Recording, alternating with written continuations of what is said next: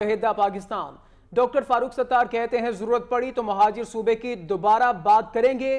سیاست چھوڑنے کا اعلان کر کے کشتیاں جلا دی تھیں. Minus M Q M formula قبول نہیں کر سکتے. مصطفیٰ کمال کے لیے دروازے کھلے ہیں.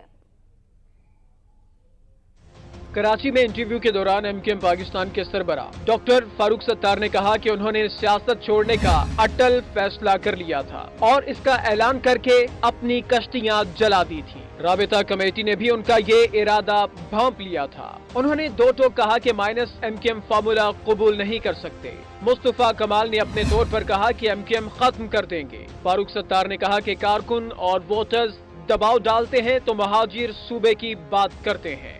کل صرف وارننگ دی تھی, ضرورت پڑی تو مہاجر دوبارہ صوبے کی بات کریں گے. 8 نومبر ان کے لیے ایک اور 22 اگست تھا کیونکہ پریس کانفرنس میں مہاجروں کی تذلیل کی گئی. وہ ایم کیو ایم کی پوری رابطہ کمیٹی سے بھی ناراض تھے اور رابطہ کمیٹی اراکین سے کہہ دیا تھا کہ ان کی پریس کانفرنس کے قریب نہ آئیں. فاروق ستار نے کہا کہ مصطفیٰ کمال کے لیے دروازے ابھی بھی کھلے ہیں. پی ایس پی سے الائنس نہیں بھی ہوتا تو سیٹ ایڈجسٹمنٹ کا آپشن موجود ہے. مردم شماری میں کراچی والوں کو کم گنا گیا.